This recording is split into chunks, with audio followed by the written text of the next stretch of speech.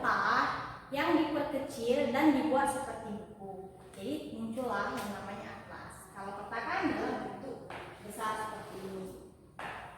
Oke, kita masuk ke jenis-jenis peta. Jenis-jenis peta itu ada 4. Yang pertama itu adalah jenis peta berdasarkan skala, jenis peta berdasarkan isi, jenis peta berdasarkan objek, dan jenis peta berdasarkan tujuan.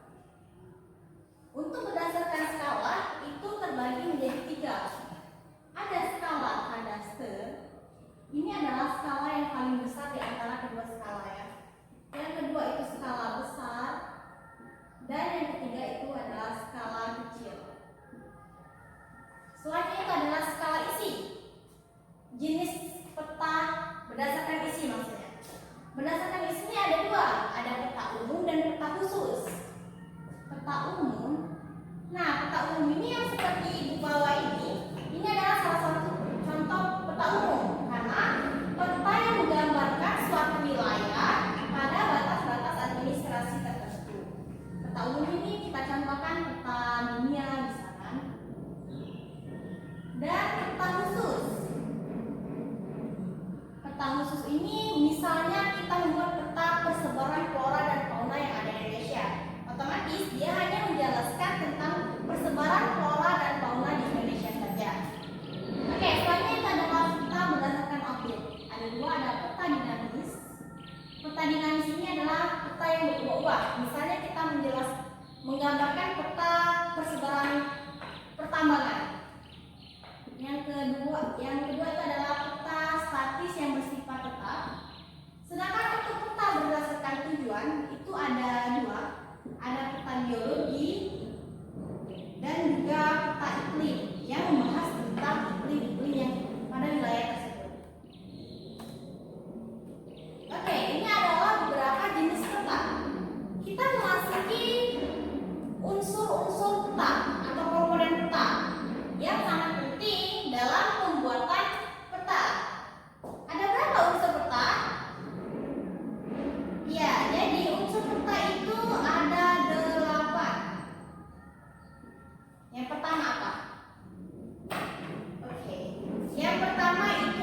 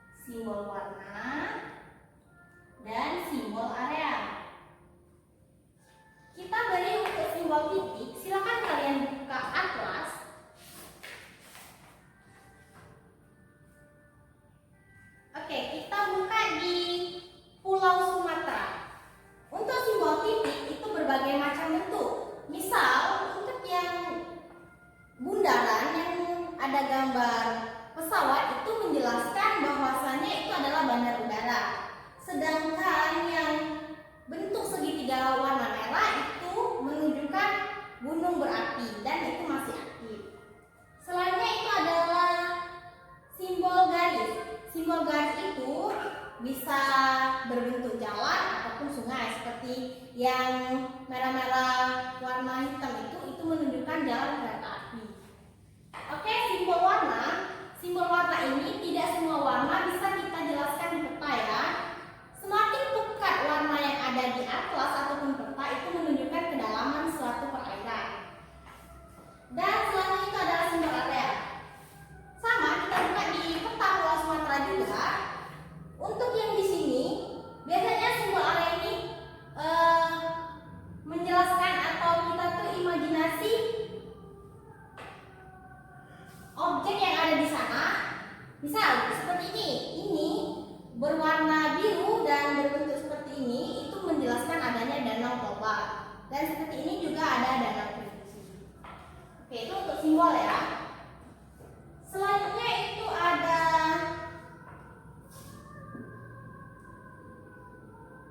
garis koordinat. Garis koordinat itu adalah garis khayal. Ada dua dari garis koordinat, ada garis kontur dan garis lintang. Yang mana sih Bu garis kontur dan lintang? Ya, garis kontur itu yang seperti ini ya. Dari atas dia turun ke bawah. Sedangkan untuk garis lintang itu dari kiri ke kanan yang berbentuk lintang.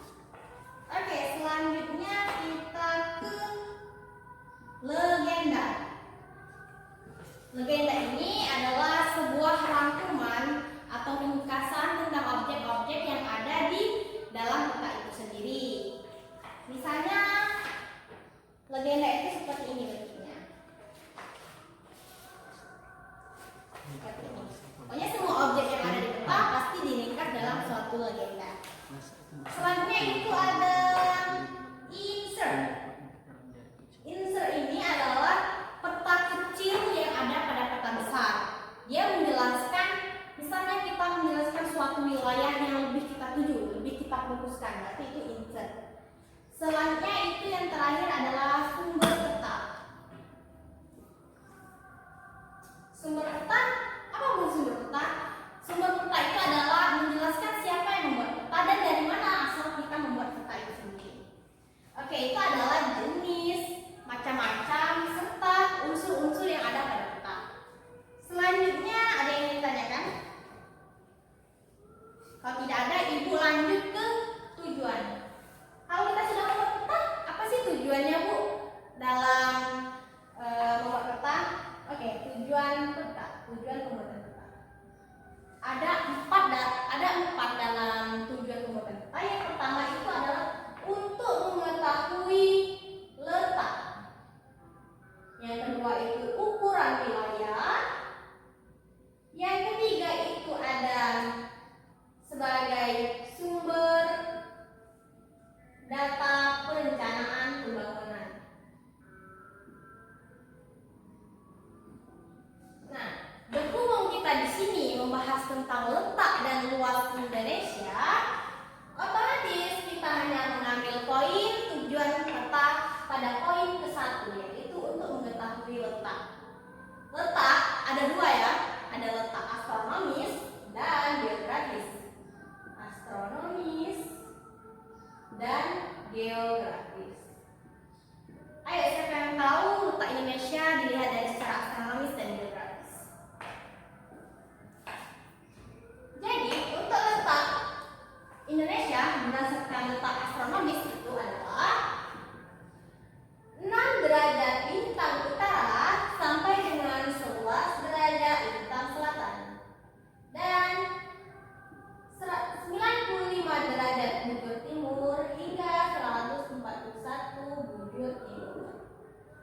Dikarenakan kita berada di letak astronomis ini, mengakibatkan negara Indonesia adalah negara tropis. Ada banyak keuntungan sih sebenarnya kita berada di negara tropis, karena kita tidak jauh berbeda antara musim ke musim, itu tidak terlalu jauh, sehingga kita bisa menyimbangi antara mau berkegiatan di luar ruangan ataupun di dalam ruangan. Oke, selanjutnya kita ke letak geografis.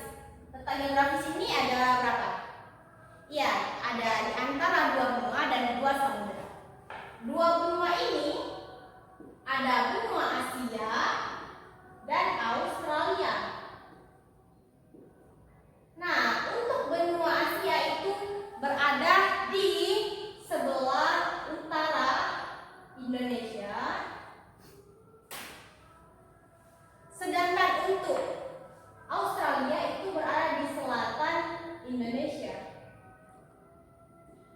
Sedangkan untuk dua samudera itu berada Samudra Pasifik dan India.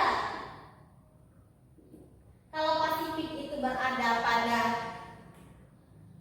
timur Indonesia, kalau dari India itu ada di barat. Itu adalah letak geografis Indonesia secara geografis maupun astronomis. Oke, selanjutnya adapun batas-batas, kita itu berbatasan dengan 10 negara tetangga. 10 negara tetangga.